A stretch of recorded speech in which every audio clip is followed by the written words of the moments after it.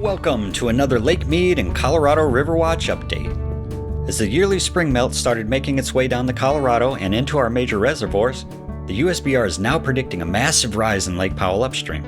The gains even look to be enough for another high flow release experiment, which helped dramatically improve Lake Mead's water level last year. But that is only if the problematic piping inside the Glen Canyon Dam can handle it. We're going to break it all down and see where the reservoir levels are at today, so let's jump right in.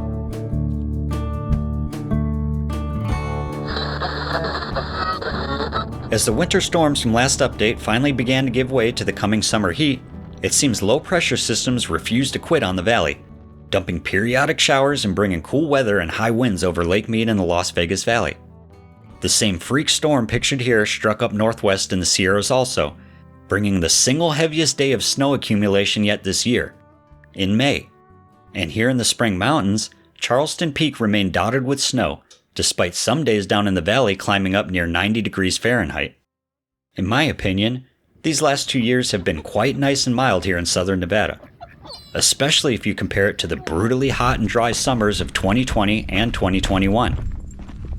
And because so many of you were interested in the new cloud seeding studies from last update, we made a whole separate video covering the topic. I'll leave a link to it down in the description. It remains to be seen if this surprising, yet welcome shift in weather can be attributed in any way to the cloud seeding studies. Down at Lake Mead, it has been about as perfect as possible for recreation and outdoor adventure. Not too hot yet, not too cold and windy anymore, just right. Everything is in bloom, all the critters are out, and the desert is alive again.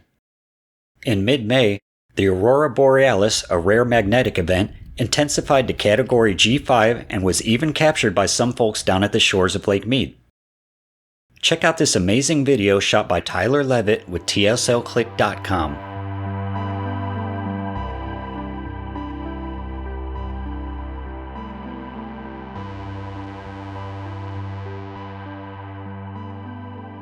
Just stunning.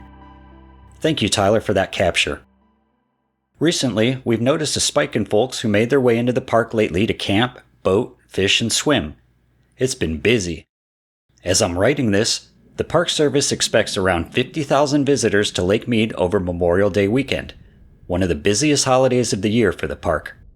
We took advantage of the weather by exploring some of the trails we've been putting off for a while. On this hike, we checked out the Redstone Discovery Trail, a quick stop off North Shore Drive where you can walk around outcroppings of Martian-looking sandstone. This area was unfortunately recently degraded by a couple of tourists who wanted to push over rocks for some reason. We are doing a video on this right now if you're interested. I'll leave a link in the description when it's up.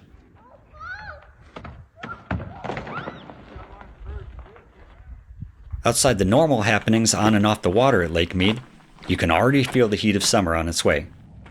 And though a rise in water level is predicted at Lake Powell upstream, the same outlook is not held down here at Lake Mead. Let's find out why.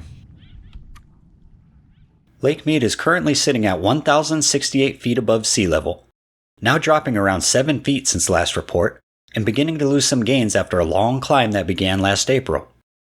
The capacity fell 2% to 35% of full. Despite the slight drop, Lake Mead's elevation is still around 15 feet higher than this same time last year. As of this report, current inflows at Lake Mead have now totaled just over 125% of average, proving how much water has been allowed to flow down from Lake Powell over the past year.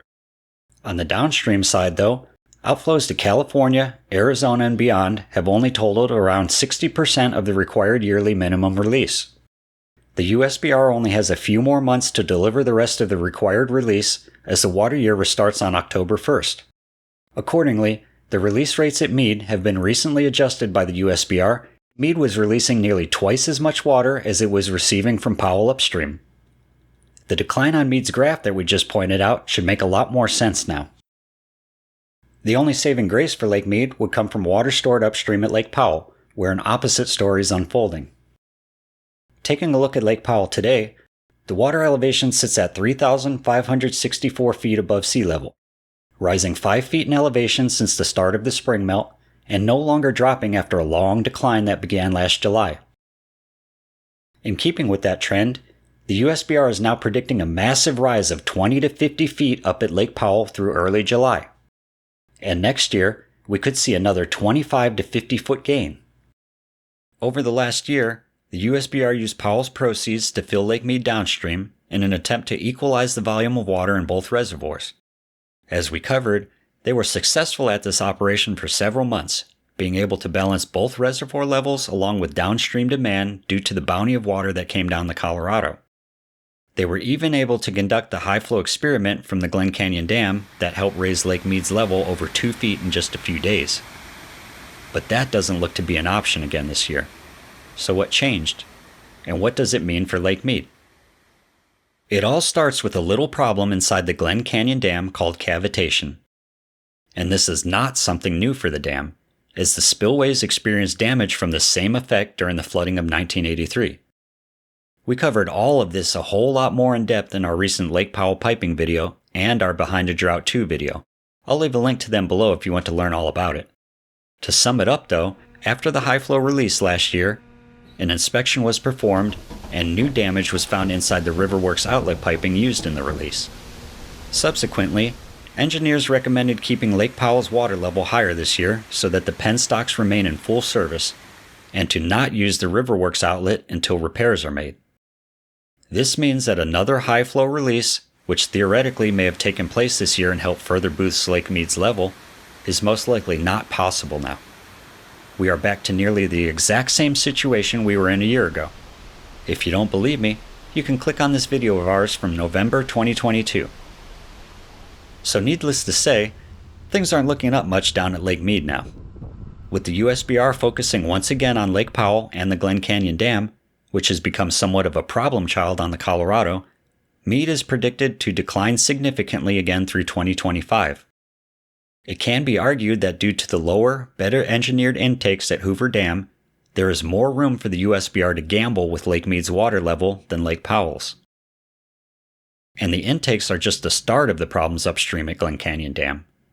Don't forget to check out the Behind a Drought 2 video if you want to learn what all those problems are, because they span a lot wider than just the water supply, affecting the Navajo, Grand Canyon biology, and the economy.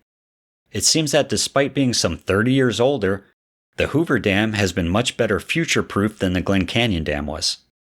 And though last year talks over these same issues yielded some interesting suggestions, such as building a bypass at the foot of the dam or decommissioning the power plant and offsetting it with solar, no viable path forward was agreed upon or pursued. It remains to be seen what the ultimate fate of the Glen Canyon Dam will be in the future. We'll continue to watch the water situation for you, and as things slow down in the news cycle, we're pursuing a lot of different ventures behind the scenes, like our original adventure episodes here on this channel, and our oddball explorations on our second channel, Mojo Adventures More. Thank you, River Watchers, for being patient, as this is just a hobby for us outside the grind, and we aren't always able to remain consistent. But we are constantly planting seeds and making new connections off platform that will hopefully lead to this becoming something greater. We want to thank all of you for being part of that journey.